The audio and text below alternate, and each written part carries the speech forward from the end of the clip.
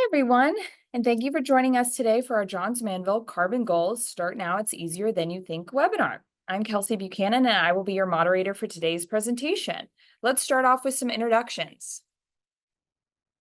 Jack? Hello, everyone. I'm Jack Bittner. I'm the Senior Industrial Product Manager for High Temperature Materials for Johns Manville. I'm based in Denver, Colorado.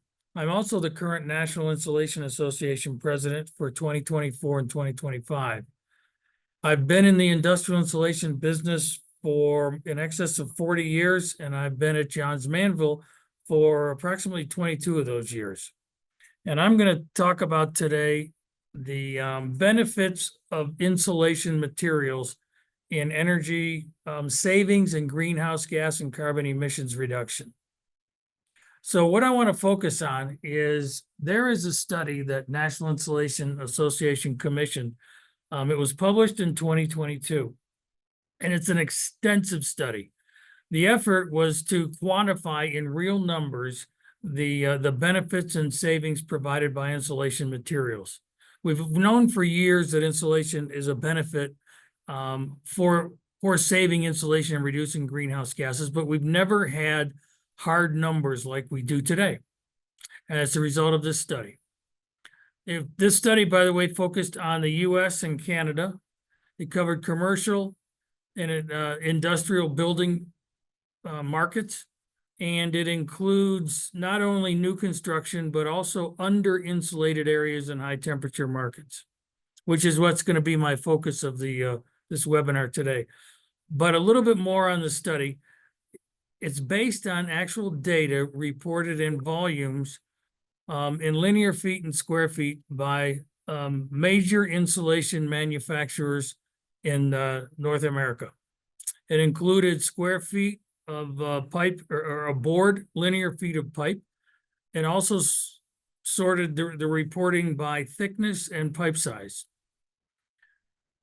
If you want to download the full report, it's about a 53-page report, and you can get there by using that QR code at the bottom of this slide. But like I mentioned, I'm going to focus on under-insulated areas. So let's define that first. What constitutes an under-insulated area, and how does it get that way? Well, over time, codes are updated, and there's a lot of insulation materials that have been installed over the last 20, 25 years that is still in service. And over that time period, codes quite often are updated to include more insulation materials. There's also specification changes. Insulation gets damaged, and there's, in many cases, a lack of maintenance. It gets damaged and not repaired. There's also insulation removed for maintenance that's never replaced, and there's some parts that aren't never insulated in the first place. So what we have here is one of the tables from the study, and it quantifies the cost of under-insulated areas. You can see in the green circle. Well, first of all, let me back up a minute. This study goes back 5 years. It goes ahead 5 years, but it also uses a base year of 2022. So I'm going to use the base year because it simplifies matters for our discussion today. So in the red square, you'll see the combined totals of industrial and commercial markets for under-insulated areas. If they were repaired, the combined total savings would amount to $2.5 billion. And the percent based on the industrial side is 80% because of the higher temperatures we see in industrial applications. So that's a big number. And we've had folks who are certified to do energy appraisals for several years, and they'll go into a facility and do these appraisals. But quite often when they present the results to the owners, first of all, sometimes they don't believe them. But at least now we have good numbers which will back up that data. And secondly, there's a dollar cost and then the dollar savings over time. And typically the payback for fixing damaged insulation is less than a year, sometimes months. They're great ROIs, but a lot of times, most times, the report's taken, but nothing's done about it because the budget for the year's already been set. There's other priorities like the roof leaks or the parking lot needs repaired, or this is a boiler inspection year and things get thrown in a pile and nothing ever seems to get done with it, which is very discouraging because these are real numbers and we know insulation works. So what's the problem? The way I see it, there's two possibilities. The first one is the way insulation materials are viewed in our current financial and accounting systems. The question is it an asset or an expense? Well, not quite often, pretty much all the time, it's viewed as an expense. However, if you look at the definition of an asset, it helps a business derive economic benefits in the future. And it also provides, in addition to short-term benefits, long-term benefits. That's the definition of an asset. Versus an expense where it's a one-time cost with very short-term utility for a business. When I look at insulation materials, it pays for itself year after year after year. It's not a one-time benefit. It's the benefit for the life of the system. So the way my mind thinks it's an asset. However, our financial system doesn't do that. And we're not going to change that part. But what we can talk about is maybe we've been using the wrong bait all along by talking about dollars. So again, the cost of under-insulated areas in 1 year is $2.5 billion. That's not being saved, that could be saved if insulation materials simply repaired and upgraded. But nobody listens to that. So on the other hand, nowadays, we've got carbon. Everybody's talking about carbon. The US has carbon goals. And one of them is a reduction in carbon emissions for the country of 45% by 2030.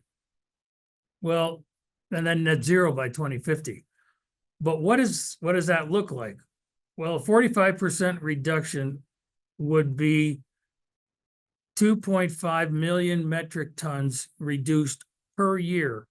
And this would have started in 2022 to achieve the negative 45% by 2030.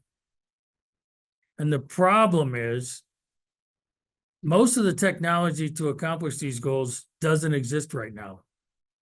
There is one, insulation, that we're going to be talking about, but the technology doesn't exist to do this. This green path we're on, while it's great, but the way to get there is programs and technologies that are partially developed or maybe not even fully developed now at all. Solar and wind, geothermal, hydrogen, carbon capture, hydroelectric, those are all great, but they still can have some development to them to make them improved even further.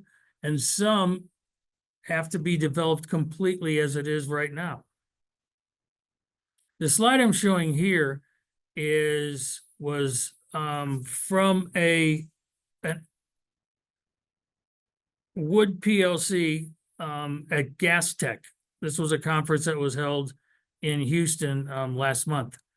And this was in their booth, and you took a dot off the sticker pad, and they had 6 options for what's going to have the biggest impact on supporting industrial decarbonization.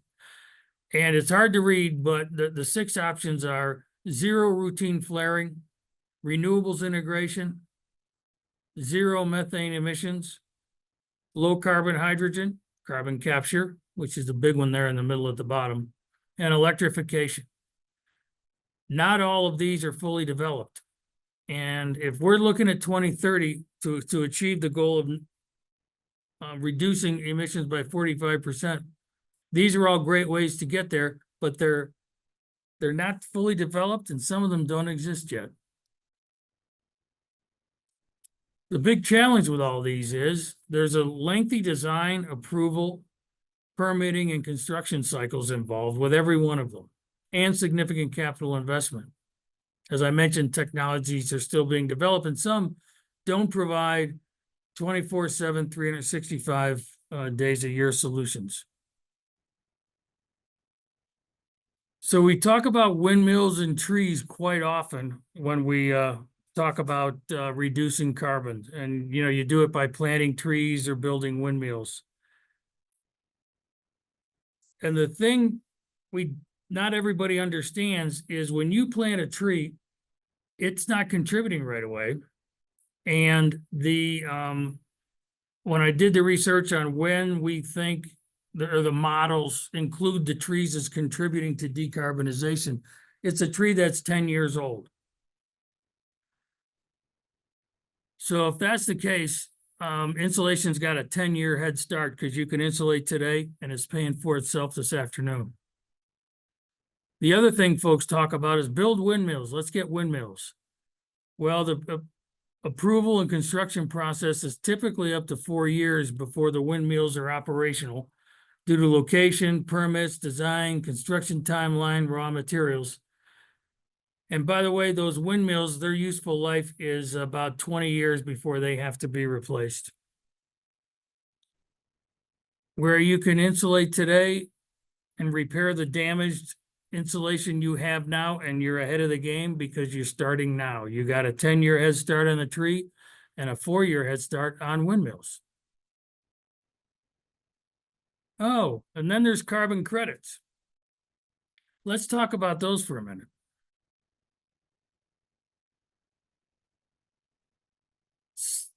Before I do that, I want to talk about a few other items that folks are talking about to reduce carbon emissions. And like I said, none of these are going to be around by 2030. Honestly, we're darn near in 2025 right now. But there's millions of dollars that have already been invested in technology to remove carbon from the sky and the atmosphere. It's been invested, but none of it's really working yet. There are plans to bury trees underground when they die. Why? Because when they die and are decaying, they release CO2. So now they're not helping, they're hurting the CO2 emissions. So folks want to bury them underground in giant vaults. There's a lot of other crazy ideas that people are actually throwing money at. One of my favorites is to genetically engineer smaller humans. Why? The smaller the human, the smaller carbon footprint. So in this case, I'm 5'8" and 180 pounds. I'm greener because I have a smaller footprint than, say, Travis Kelce with the Kansas City Chiefs. The bottom line is, look, insulation's here. It's proven. It works. Insulate your pipe and equipment now, and you're well ahead of the game. But everybody seems to want some shiny new object that doesn't even exist yet, while they're looking up at the sky for a rainbow and standing on the savings from insulation that can be realized starting today. So let's relook at this cost of under-insulated areas. Again, we're in the base year. And we go in and we talk about, hey, you can save these many thousands of dollars by spending this much money. The ROI is this, the payback is this, 3 months, yada, yada. And oh, at the bottom of that same report that we give to our customers, by the way, yeah, down there at the bottom, oh yeah, there's carbon savings that can be realized. And in the case of all the base year, that would be 68 million metric tons of emissions saved by insulating under-insulated areas. So let's think about that a little bit. If the goal by 2030 is reducing our emissions by 45%, that comes out to 2.5 billion metric tons per year between the base year of 2022 and 2030 to achieve that goal. Well, we're already well behind. We're not going to achieve it. But if you fixed just the damaged under-insulated areas, you can save 68 million metric tons of emissions. Now, that's only 3% of the total, but it's something. And it's not going to be one solution. There is no silver bullet to this reduction of carbon. It's going to be a combination of a lot of things. And one of the things we have now in our toolbox is insulation. And by the way, that 68 million metric tons would equate to 14,000 windmills to be built to compensate for the $68 million. If you're not going to insulate, you want to build windmills, you need 14,000. But there are only about 70,000 windmills built and running and operating today. So this is not going to happen. What can happen is fix your insulation. So I mentioned carbon. I think carbon is king right now. And I believe that every time we talk to a client, we need to lead with carbon rather than the dollar value and the dollar savings of insulation, since they haven't been listening to that for 30 years. But everybody's ears perk up now with carbon. So there's this thing called carbon credits and carbon trading. And very generally how it works is carbon credits are created by governments to limit the amount of greenhouse gas emissions organizations can emit in a year's time. And they specify to the companies the number of metric tons the company can emit, the manufacturer can emit. And then a company that brings its overall emissions below what's required now has excess credits that they can sell to other companies. And this is the cap and trade market and the carbon credit market.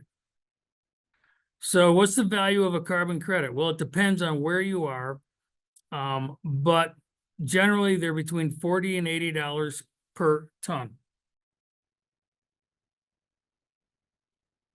And I'm thinking that carbon is king right now, and based on the requirements that folks have from the government and voluntarily to reduce emitting carbon, the value of that carbon credit is going to grow.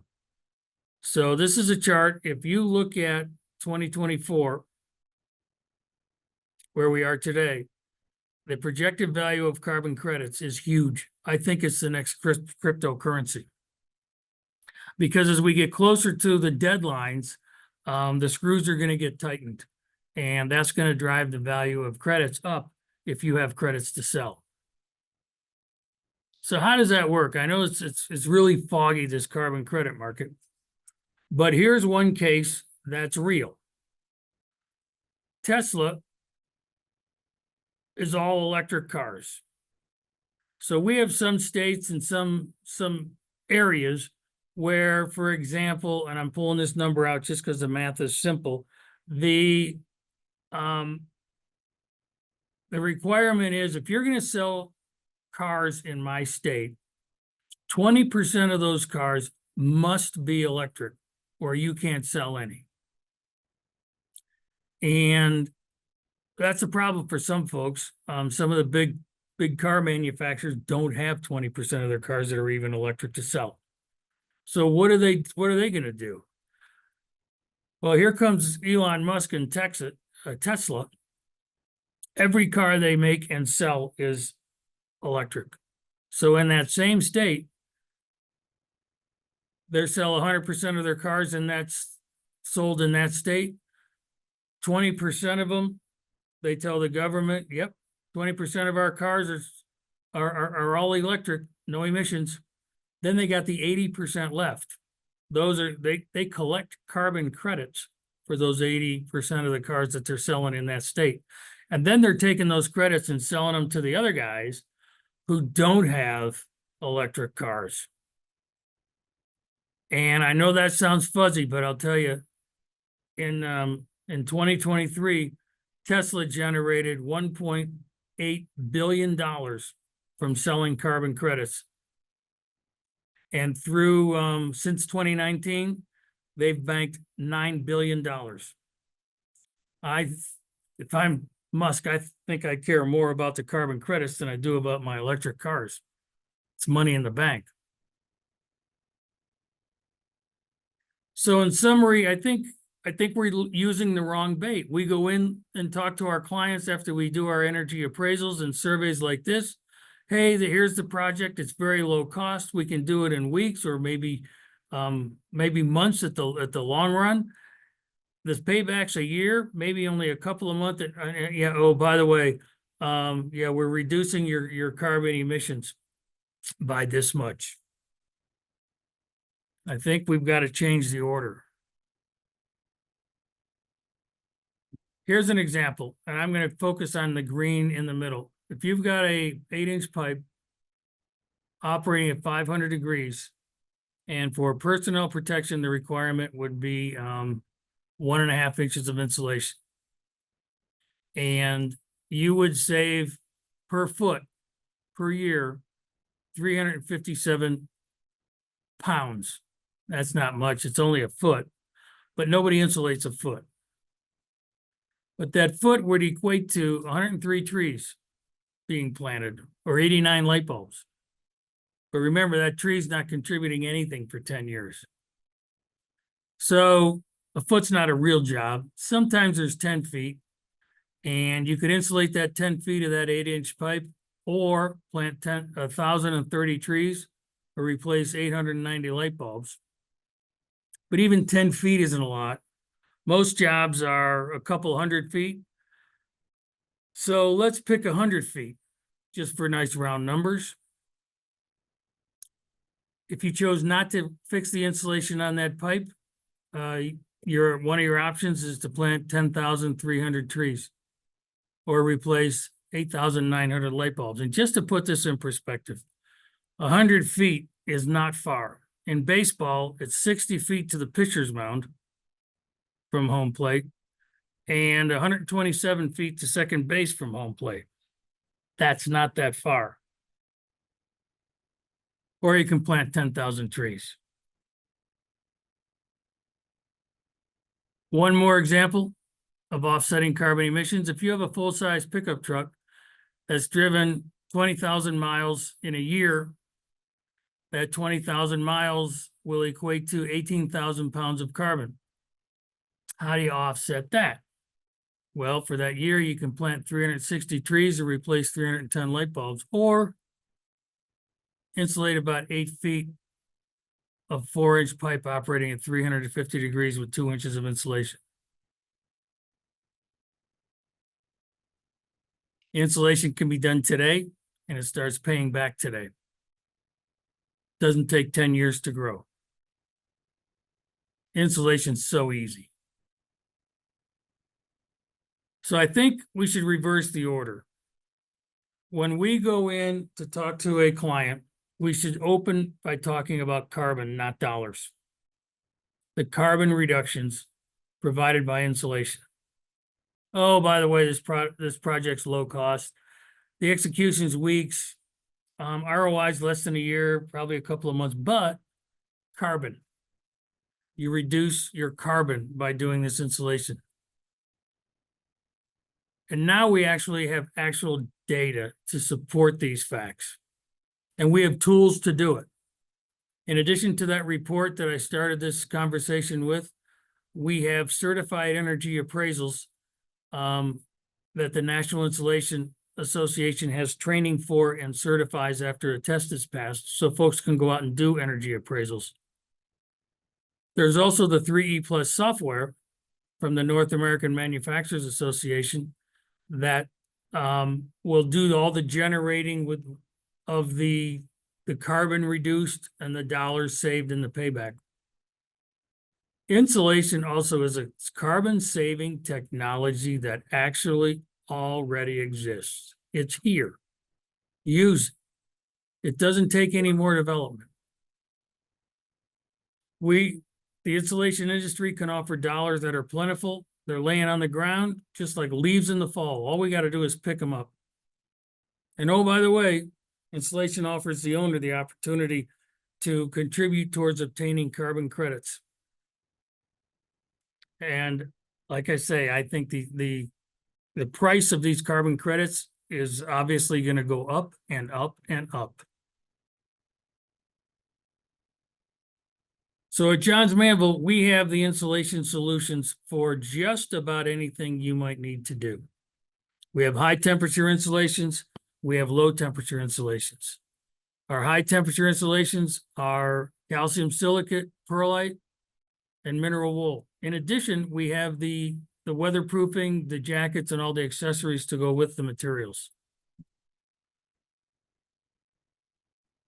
For cold and cryogenic systems, we have those materials as well.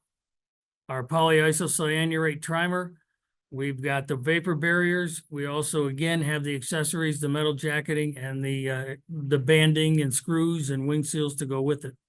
We offer the complete package. In addition, we've recently introduced cross-flow jacketing. This is a revolutionary jacket material that actually allows any moisture that gets into the insulation the opportunity to flow to the low point and drain out. And it's due to the crimp pattern in it. We call it a cross-directional flow because this jacket works in driving water to the low point, whether the pipe or equipment is vertical or horizontal. In addition, we have solutions for mechanical applications, commercial and light industrial, fiberglass insulations, PVC jacketing. The jacketing comes in various colors, so you can actually color code your pipes. And finally, we have board and blanket mechanical insulation solutions, including our new X-Spec foam, which is a foam rather than a fiberglass that's used on ducts, exterior materials, comes tapered for rooftop ducts as well.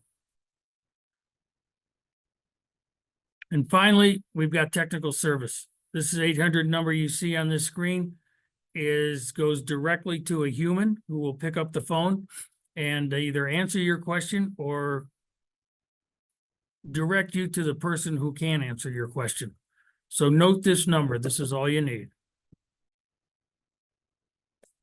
All right, thanks, Jack. I just want to go through a couple minutes of some additional resources we have for you. The source is where you can find recorded webinars like this one, blogs, product documents, specifications, training, tools, and so much more. This is on jm.com. So if you have a chance, it's a great place to start your continuing education. We also have a variety of news and events that often pop up. And so the only ways you get notified of these or if you sign up. So on jm.com, you're also able to sign up for future news and events to hear more about webinars like this one and other exciting things that we have coming up. We also feature a lot of Insulation Minute videos. Again, those can be found on jm.com, but they're short 60, 90-second videos really aim to close some of the knowledge gap across the business units while continuing to engage customers like you. So please check out those Insulation Minutes. And if you have something that's interested to you, you want to know something, maybe more about carbon or another industry topic, let us know. We love answering them. We have a lot of great personnel at JM that's always eager to share the knowledge with you.